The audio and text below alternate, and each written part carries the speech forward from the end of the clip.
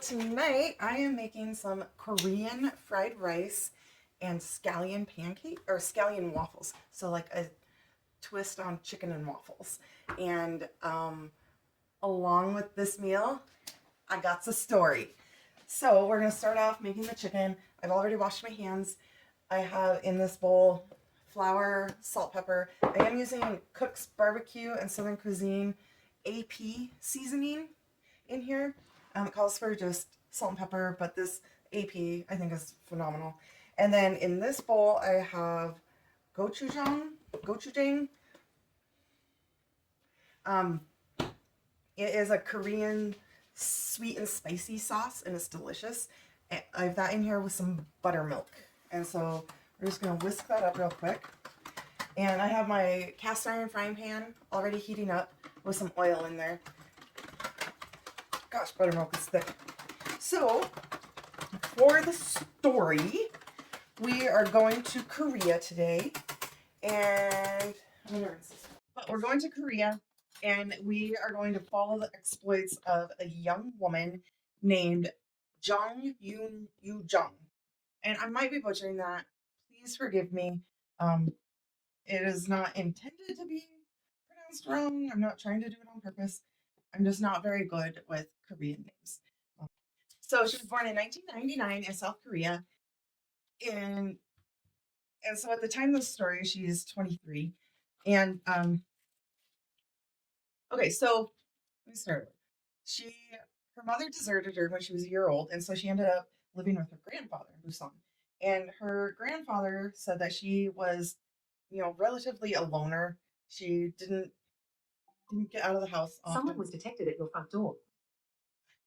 It's Amazon. It's fine. Okay, so her grandfather said that she was relatively a loner and didn't get out of the house much. She didn't do a whole lot. The only thing that she did do a lot of was look into true crime. So she had a really strong reputation and with her family, because she didn't really socialize much, of watching a lot of true crime on TV, reading about it, going to the library, looking into different crimes, that kind of stuff. She had, which, I mean, so do a lot of us. I do. I have, yeah. If you look at my Google history, it's probably a little messed up. But so after she graduated high school in 2018. She went on to apply for university, and she actually applied a couple of times and was rejected. She did not get accepted into secondary or tertiary, or I don't know. She didn't go to college. I know other countries have it, call it something else, but that's what I'm used to calling it as college. And so that was just another, rejection blow to her and a hit on the psyche. And so like I said, she was still living with her grandfather at this time. And she still had this morbid fascination with true crime. And so as her fascination with true crime continued to grow, probably, and I'm not a psychologist and I'm not making clinical judgment or anything, it probably got to an unhealthy stage of, almost obsession, I would guess. Because, so it probably got to an unhealthy level of fascination because okay, so I'm just going to dip this in the, should have done this anyway. She started getting real curious about some stuff that you probably shouldn't be looking up. Like, she was researching how to dispose of bodies and how to get away with crime and how to cover up crimes. And I think at that point, again, not a clinical psychologist or I don't study psychopathy or anything like that. But it sounds like that's an unhealthy level of, intrigue with it. And so she decided to action some of this, and she went online and found a tutoring app. And in the tutoring app, she posed as a woman looking for somebody to tutor her child in English.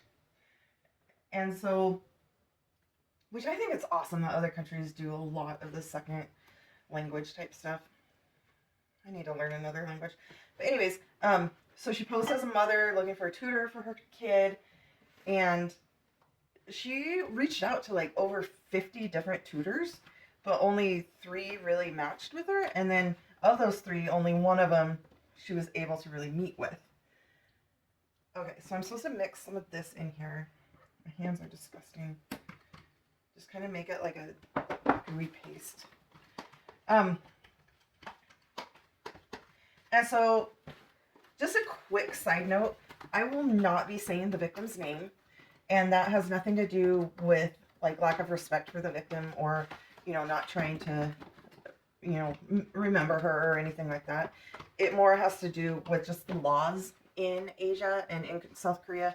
They're really, really big on privacy laws, and so I couldn't find the victim's name or really any details about her. I think I need more. All right, so I'm gonna make a little bit more of the goop because I don't know. I don't really know what I'm doing. I'm just kind of winging it at this point. We're gonna add more gochujang. And yes, I washed my hands. I've had food poisoning, and it is not something that I would enjoy to repeat. Again, I had it twice. Okay, so there is a lot of privacy laws in South Korea, and so I couldn't find the victim's name or really any details about her more than she was a 26-year-old who was on this app for tutoring. And so anyways, Jung posed as a mother. So she set up a time to meet with this 26-year-old woman. And so she goes online, she orders a schoolgirl's uniform, and then goes over to this woman's house and meets up with her. And she had brought along a knife from her own home. And so she goes inside and proceeds to stab this woman who just thinks that she's the kid coming over for, English tutoring. So she stabs this woman over 100 times. Like, that's intense. Even after, like, in the reports and stuff, it said that she continued to stab her even after the woman had already passed away. So she really just went to town, unfortunately, and very sadly. And so then, like, if that wasn't bad enough, she then changes out of this schoolgirl uniform that she has on and puts on the woman's clothes and leaves the house to go to a store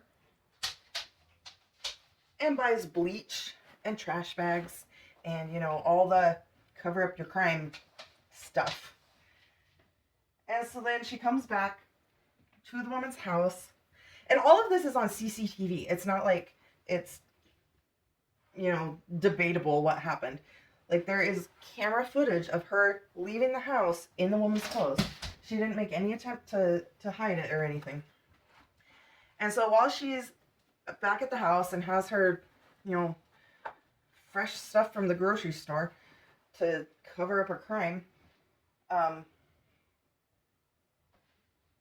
you're supposed to just do this, I guess. I don't know. She dismembers this poor woman's body and puts parts of her into a suitcase, and then also takes parts of her off. Like, I know that sounds really horrible, but like I said at the beginning, she watches a lot of true crime. She knows that you can be ID'd through fingerprints, and you can, all that kind of stuff. She takes the woman's phone, takes her wallet, and then she puts parts of the woman into a suitcase, which, that's horrible. But she does it, puts the woman into a suitcase, parts of her, and then proceeds to, she doesn't have a car, at least not there. She might drive, I don't know, or might have driven, but she calls a taxi cab. So there is footage of her walking out of this building, pulling a suitcase to get into a taxi cab. Just a rando, hey, I'm going to call a yellow cab to take her somewhere. The cab drives her out to this wooded area by a river bank, and she dumps the suitcase. Now, luckily, like, if I was a cab driver, I would think that was pretty wonky that somebody is dumping a suitcase. Like, they called a cab to go throw something by the river. Okay, weirdo. But luckily, this cab driver, paid attention, and he noticed that the suitcase was actually leaking blood. And so he called the authorities. Authorities come, they pick up the suitcase. He tells them like where he dropped her off and all that good stuff. So he did his due diligence as a citizen, which is awesome. So the authorities, find what was in the suitcase and go and pick Jung up at her grandfather's house because she just went back home. Just like went home to chill. And so they pick her up, and she, of course, denies all of it. So I'm going to dispose of this stuff, wash my hands real quick. I'll be right back. Okay, so the cops pick her up, arrest her, and at first she just flat out denies that she did this.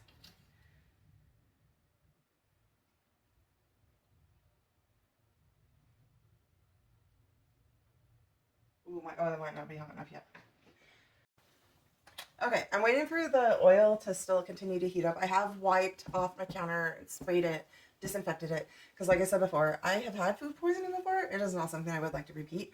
I do not recommend it. I recommend washing your hands. Wash the shit out of them.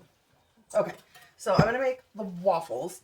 I'll put the measurements and stuff in the comments or whatever, but in this bowl I have flour, some baking powder, salt, and a little bit of sugar. So I'm just going to whisk that together. I have I just have this little guy.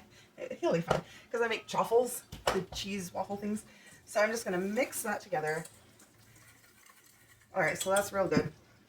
And then in this bowl I have my wet ingredients, which is egg yolk, some sesame oil, some vegetable oil, and buttermilk. So I'm just going to whisk that up.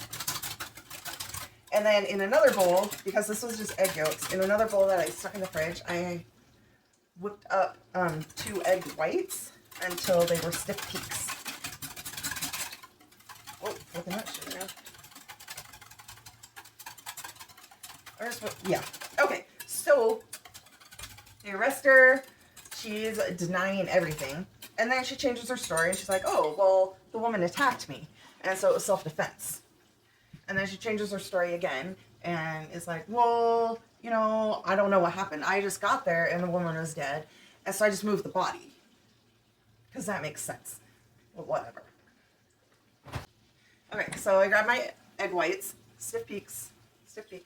I just had them chilling in the fridge. This is getting hot. So I'm going to add my wet to my dry. So then she finally admits that she did this, which, no kidding. And there's footage of you coming and going from the house and whatever. So she admits to it, and the reason that she gives is because she had a morbid curiosity.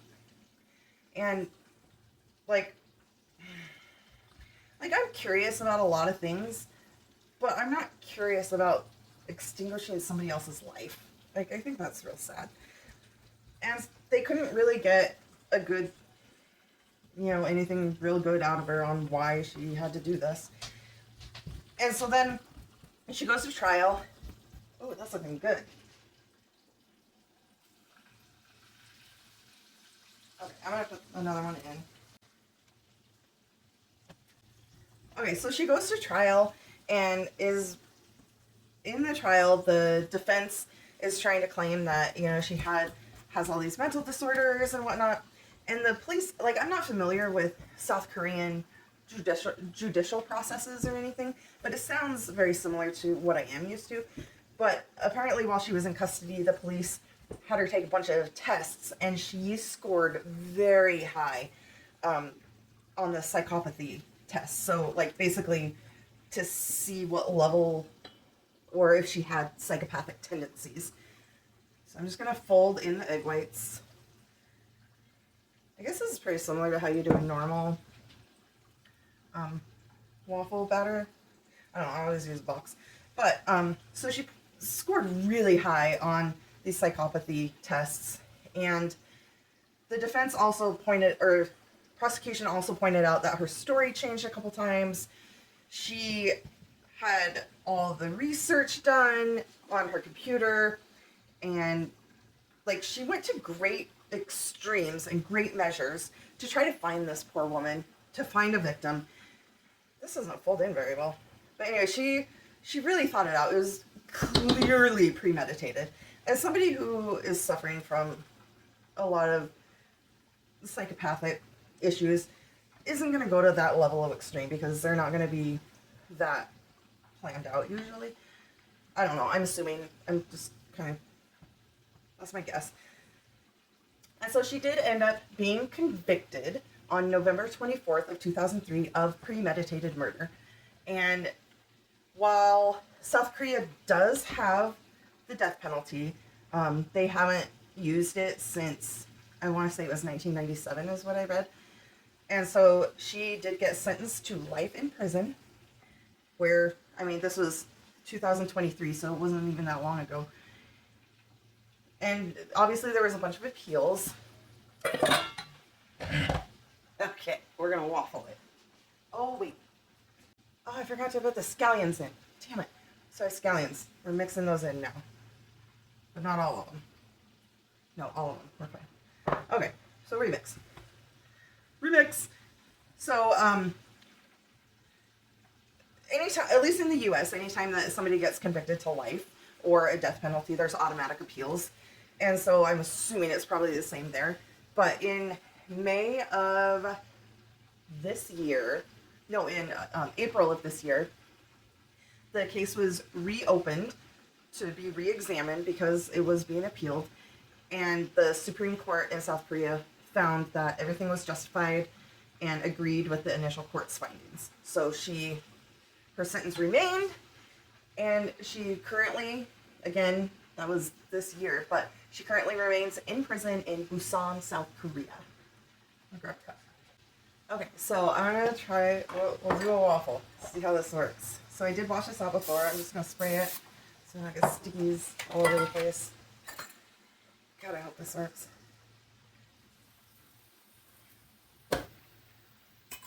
Let her rip.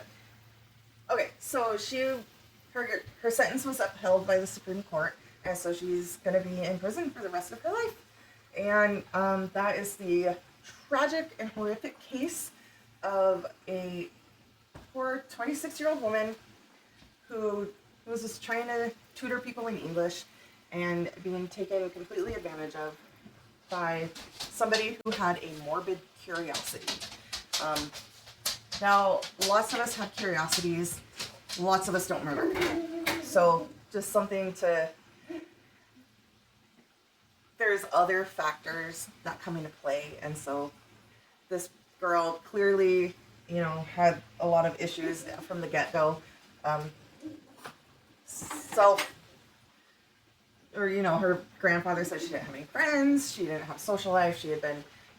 didn't do well in school, wasn't able to go to university, just like build up of rejection and rejection and rejection. That started when she was one, when her own mother left her. So, things like that build up over time. So I am going to, while that cooks, make a maple gochujang sauce. So I just have some maple syrup, because we're having chicken and waffles, so I'm just going to squirt some of that in here. Okay. And then I'm going to use, so I have a barbecue and a regular, I think I'm just going to go with the regular one. This is the same flavor profile as that. So we're just going to mix this up, taste it. Oh, that's good. So like the gochujang gives it a nice little peppery. I'm going to put some of the barbecue sauce in there too. But I love maple sauce, but just add a little bit of this. Our chicken is going. Waffles. The waffle looks so good. Oh, that's yummy. Hey. Some sesame seeds, so when we top it,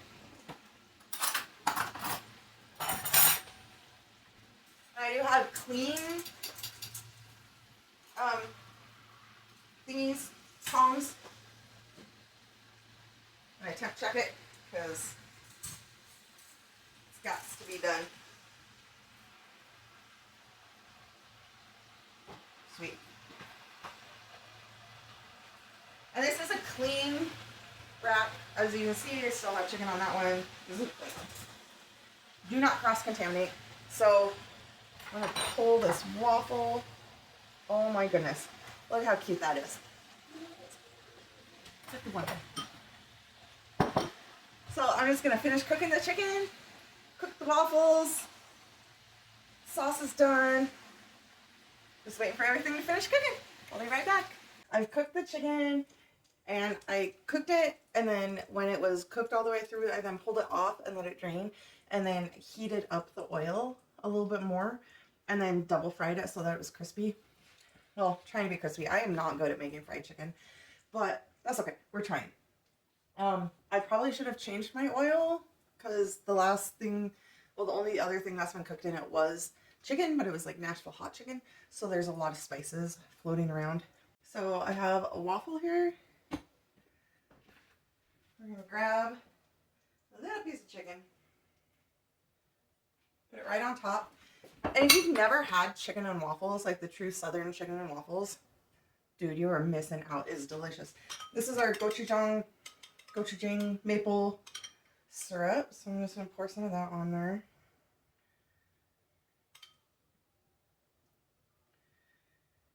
And you can find gochujang at like regular grocery stores now. I have some chopped greens. I have the green onion, you know, just to make it pretty. I have some sesame seeds. So you can find it in regular grocery stores now in the like Asian sections. They're doing a really good job of, you know, branching out on the herbs and sauces and stuff like that. Even at Winco, I saw it today. This is not where I got it, this one, because I've had this one in the fridge, but yeah, you can find it anywhere now. All right, so this is what we got going on. Doesn't that look good? But I'm still baking waffles because that made a lot of batter. And now I'm like, I'm just going to apparently have waffles for days. Scallion waffles, so it's not like I can add like peanut butter to it or something. Whatever, that's fine. All right, so we have our dish. Let's give it a shot. Let's try this bad boy. Oh, my breading fell off, so that sucks, but that's okay. Okay, a little bit of everything on here.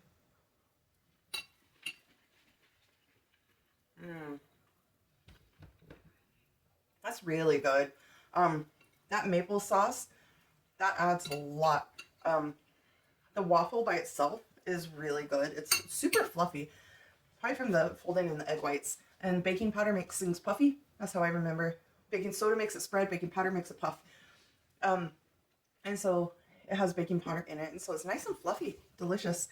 And the batter on the chicken has a little bit of heat in it also, so that's really good. I enjoy this. I would make this again. It was a lot of work though, so maybe I'll freeze some of those and then I have them for next time. We'll see. So thank you for cooking along with me, and I hope that you have an awesome weekend. I hope the story of Yoo-jung was not too disturbing for you, and I hope you found it interesting. I thought it was interesting. Just morbid curiosity drove to murder. So it's crazy. Have a great weekend. I'll see you later.